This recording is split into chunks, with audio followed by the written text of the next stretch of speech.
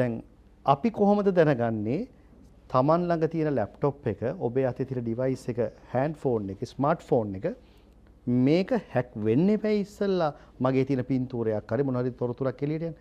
එහෙම මගේ ඩිවයිස් එක මගේ උපකරණය හැක් වෙලා කියලා මම දැනගන්නේ කොහොමද? මහාචාර්යතුමී තාරක මහත්මයා කවුරු හරි මහාචාර්යතුමී.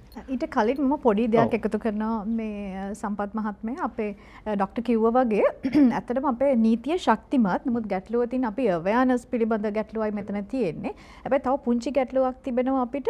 දැන් හිතන්න අපේ අමාත්‍යාංශයක තිබිලා අපේ දත්ත සෙන්සිටිව් ඩේටා නැති වුණා කියලා. එතකොට මේ පිළිබඳව කවුරු හරි පුද්ගලයෙක් කියවදින් පරීක්ෂණයක් කරන්න කියලා මේක සර්ච් ආයතනයට කිරීමේ අපහසුතාවයක් තියෙනවා.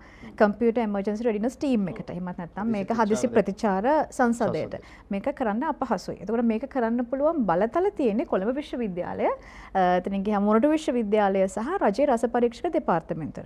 නමුත් මේවයිත් කරන්න පුළුවන් කියන්නේ දැන් රාජ්‍ය ආයතනවල මේක මේ විදිහටම සයිබර් අපරාධයක් වෙලාද එහෙමත් නැත්නම් මේ දත්ත සොරකම් වෙලාද කියන එක බලන්න මොවුන්ට 24 පැයම මේක කරන්න අපහසුයි. ඉතින් එතනදී අපි පොඩි පැටලීමක් තිබෙනවා.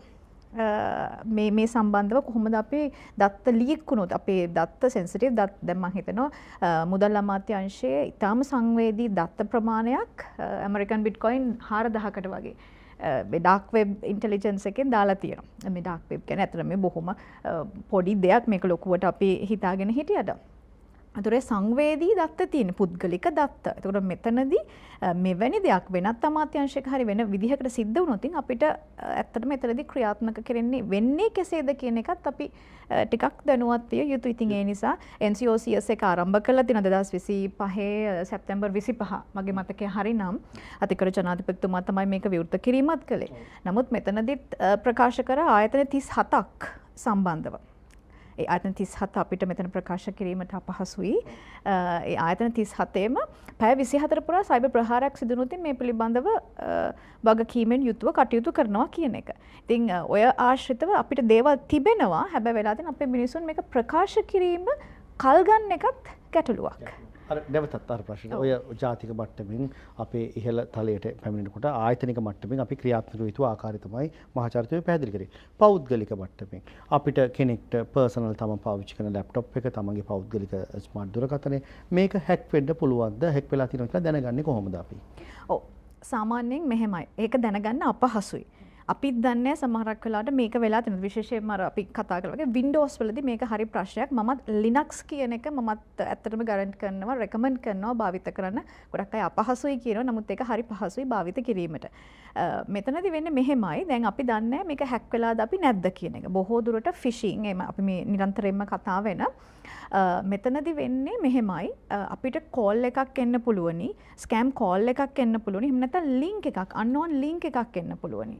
මේක බැංකු මට්ටමින් එන්නත් පුළුවන්. විශේෂයෙන්ම වෙලා තියෙන්නේ වැඩි වශයෙන්ම බැංකුවක ආකාරයෙන් තමයි මේ ඊමේල් එකක් ඒ වගේ දෙයක් ඇවිත් තිබෙන්නේ. එතකොට මේක අපි මේ සංගණනයක් කරලා බැලුවා, සමීක්ෂණයක් කරලා බැලුවා සම්පත් මහත්මයා මේක කොයි වගේ වෙලාවල් වලද මේ වගේ දේවල් වෙන්න පුළුවන් කියන එකත්. ඒතර අපි බලපු විදිහට 10 සිට 1 වෙනකම් මේ අපි තම කාර්ය බහුල කාලයේදී තමයි මේ කෝල්ස් එන්නේ. මම සහන් කියලා පුද්ගලෙක් බැංකුවෙන් කතා කරන්නේ ඔබගේ ගිණුම අක්‍රිය වී ඇත. මේ සක්‍රිය කිරීමට නම් අපි ඔබට ලබා දෙන්නා වූ OTP එක ක්‍රියා කරන්න. ඒතර මෙතනදී අපි කලබලයි. අනේ ගිණුම මෙහෙම වෙලානේ. ඒ නිසා අපි ඉක්මනට මේක සක්‍රිය කරගත යුතුයි කියලා OTP එක කිසි දෙයක් බලන්නේ නැතුව අපි ලබා දෙනවා. මුළු ගිණුමම හැක් වෙනවා. ඒතර මුදල් නෂ්ට වීම මේ ආකාරයෙන් සිද්ධ වෙන්න පුළුවන්. ඊළඟට අපිට සමහරකට අපි නොදන්න විදිහට අපිට ඊමේල් එකක් එනවා. බොහෝ දුරට මේ ඊමේල් එක ෆිෂිං ඊමේල් එකක් වුණොත් අපි දන්නේ මේක කොහොමද හයිපර්ලින්ක් එක චෙක් කරලා හුව කරලා ඉවරලා මෙතන චෙක් කරනකොට අපිට හම්බ වෙනවා ඔෆිෂියල් සයිට් එකක්ද නැද්ද කියන එක. එහෙම නැත්නම් මේ සයිට් එකකට යන්නේ නැහැ. මේක බොරු දෙයක්. ඒතර මෙතනදී අපි ඊමේල් එකක් කුමක්ද කියන එක දැනගත යුතුයි. ඒතර අපේ ඊමේල් ෆෝමැට් එකක් තියෙනවා. ඊමේල් ෆෝමැට් එක තමයි ප්‍රධාන වශයෙන්ම මේ username@domain.com කියලා අපි නිකන් සාමාන්‍ය වශයෙන් කියනවා. username එක කියලා කියන්නේ ඇත්තටම දැන් අපි ගත්තොත් sampath@gmail.com. ඒතර සම්පත් කියන්නේ username එක local part එක. ඒතර මේක අපිට customize කරගන්න පුළුවන්. මගේ නමට ගන්න පුළුවන්, තාරක මහත්මයා නමට ගන්න පුළුවන්, අපේ ડોક્ટર දනුවගේ නමට ගන්න පුළුවන්. ඊට පස්සේ අපි @gmail.com @ කියලා කියන්නේ මේ username එක සහ domain එක link කරන symbol එක. ඒතර gmail.com කියලා කියන්නේ ඉන්ටර්නෙට් සර්විස් අපි ඊමේල් සර්විස් ප්‍රොවයිඩර් කියලා අපි ගන්නවා. ඒතර අපි දැනගන්න ඕනේ මේක සාමාන්‍ය ඊමේල් එකක්. ඒතර ඔෆිෂියල් ඊමේල් එකක් නම් අපි මේක භාවිත කරනකොට ප්‍රධාන වශයෙන් අපේ ඔෆිෂියල් ඩිපාර්ට්මන්ට් එකක් අන්තර්ගත වෙනවා. ඒ වගේම අපි යන්නේ මේක .lk වශයෙන් ලංකාවේ නිසා. මේක දැනගත යුතුයි. එතකොට සමහරකට මේ බැංකුව වලින් ඇලර්ට් එනවා කියලා, ඊමේල් එනවා කියලා පුද්ගලයින් කියන මට මෙහෙම ඇවිත් තිබෙනවා කියලා.